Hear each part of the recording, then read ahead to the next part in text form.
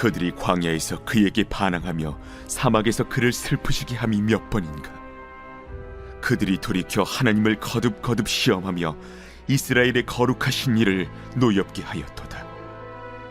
그들이 그의 권능의 손을 기억하지 아니하며 대적에게서 그들을 구원하신 날도 기억하지 아니하였도다.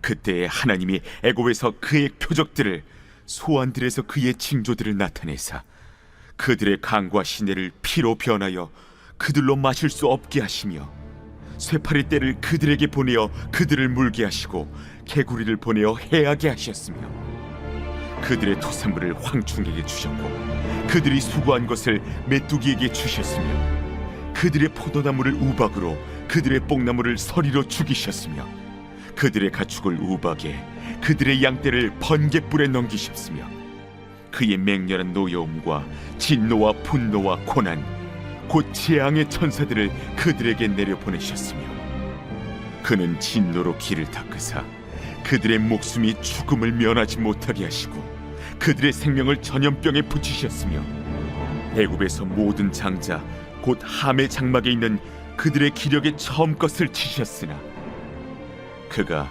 자기 백성은 양같이 인도하여 내시고 광야에서 양떼같이 지도하셨도다.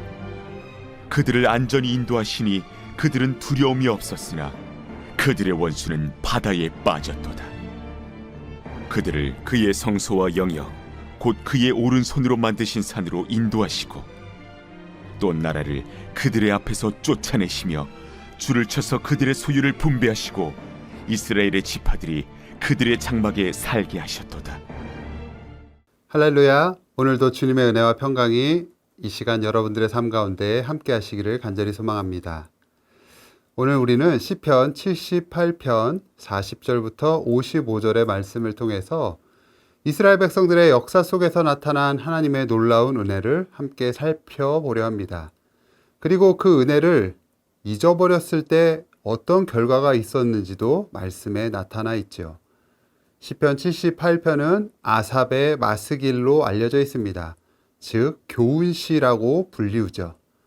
이 시는 과거 이스라엘의 역사를 되짚어 보면서 다음 세대에게 하나님의 위대하심과 또 그분의 백성을 향한 신실하심, 그리고 불순종의 결과를 가르치기 위해 기록되었습니다.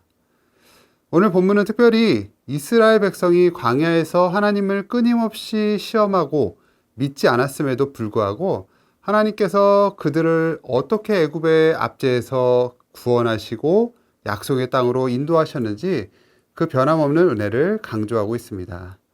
이 말씀을 통해 지금 우리가 누리는 모든 것이 하나님의 은혜라는 것을 다시금 깨닫게, 그리고 그 은혜를 잊지 않고 기억하는 삶이 얼마나 중요한지 함께 생각해 보려는 것입니다.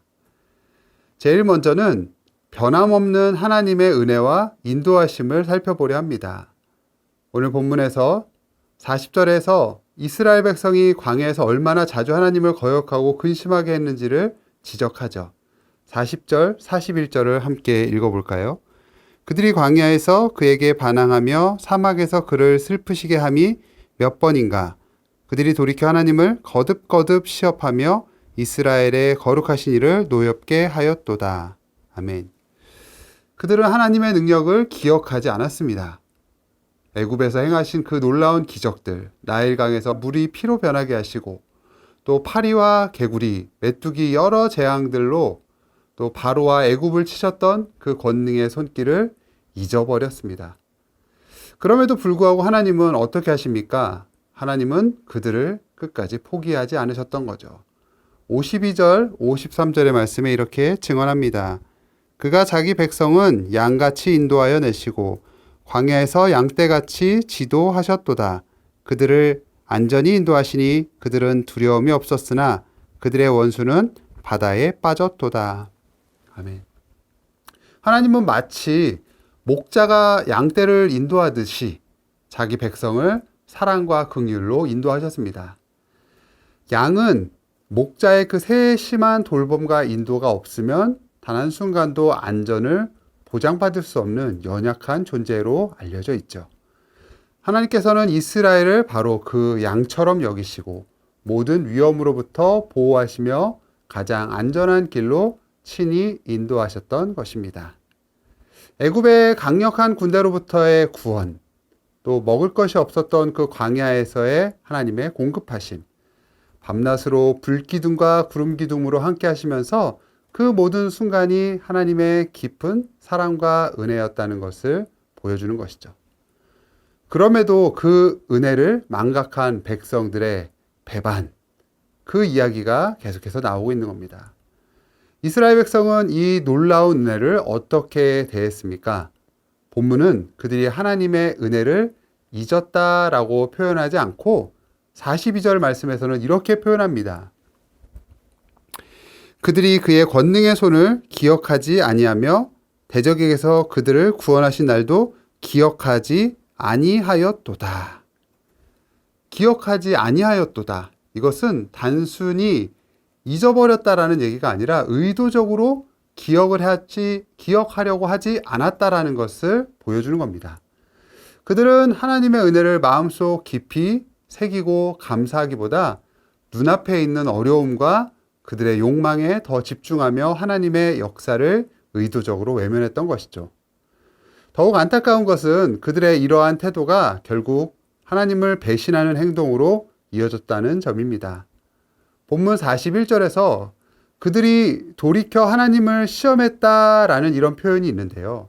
여기서 사용되었던 이 돌이키다라고 하는 이 단어가 히브리어 슈브라는 단어를 사용했습니다.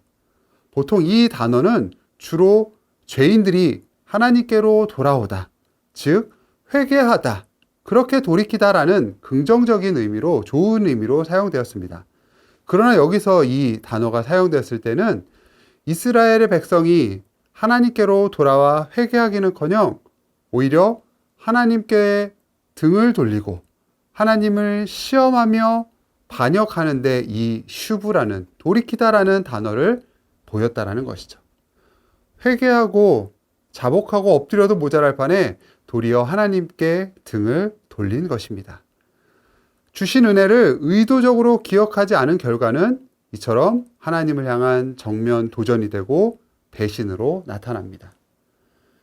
베푸신 은혜를 기억하지 않고 하나님께 등을 돌린 이스라엘의 결국은 어떠합니까?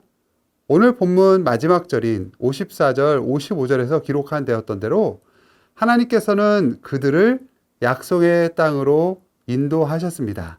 하지만 그들의 지속적인 불순종과 우상숭배는 결국 하나님의 진노와 심판을 피할 수 없게 만들었다는 거죠. 이 시편 78편 전체를 통해서 우리는 이스라엘이 가나안 땅에 정착한 후에도 어떻게 하나님을 잊고 범죄해서 징계를 받았는지 알 수 있습니다. 사랑하는 성도 여러분, 이스라엘의 이야기는 단순히 과거의 역사로만 끝나지 않습니다. 오늘 이 시대를 사는 우리에게도 동일한 경고와 교훈을 주죠. 우리 역시도 예수 그리스도를 통해 죄와 사망의 권세로부터 구원받은 헤아릴 수 없는 하나님의 은혜를 입은 자들인 것이죠. 매일의 삶 속에서 숨 쉬는 것, 또 주신 건강, 또 우리의 사랑하는 가족들, 교회 공동체, 그리고 무엇보다도 우리 안에 계신 성령님을 통해 우리는 하나님의 은혜를 날마다 경험하며 살아간다는 것이죠. 그러나 우리도 이스라엘 백성들처럼 받은 은혜를 당연하게 여기고 그것을 의도적으로 기억하려고 하지 않을 때가 있지는 않은지 생각해 봅니다.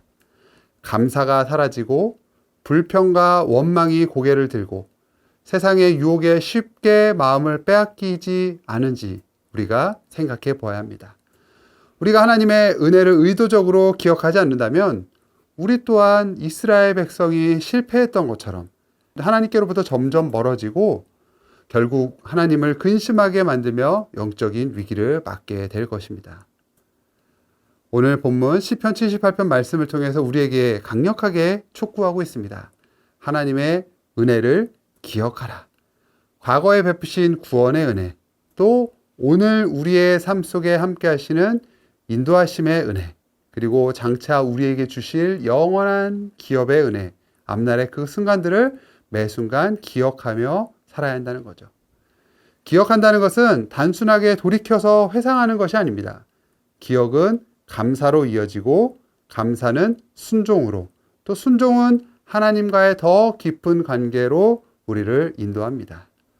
오늘 하루 또 앞으로의 모든 날 동안에 우리를 양같이 인도하시는 선한 목자 되신 하나님의 은혜를 의도적으로 기억하며 그 은혜에 합당한 삶을 살아가는 저와 여러분들이 될 수 있기를 우리 주님은 원하고 계십니다. 함께 기도하겠습니다. 사랑과 은혜의 하나님 아버지, 이스라엘의 역사를 통해 변함없으신 아버지 하나님의 사랑과 신실하심을 보게 하시니 감사합니다. 또한 그들이 어떻게 은혜를 망각하고 하나님을 근심하게 했는지 깨닫게 하여 주시고, 또 우리도 때로는 받은 은혜를 쉽게 불평하며 하나님께서 멀어질 때가 있었음을 고백하오니 주님 우리를 용서하여 주시고 우리의 삶 속에 여전히 날마다 주님의 은혜를 기억하며 살아가도록 인도하여 주옵소서. 오늘 하루의 삶을 주님께 의탁드리며 예수님 이름으로 기도합니다. 아멘.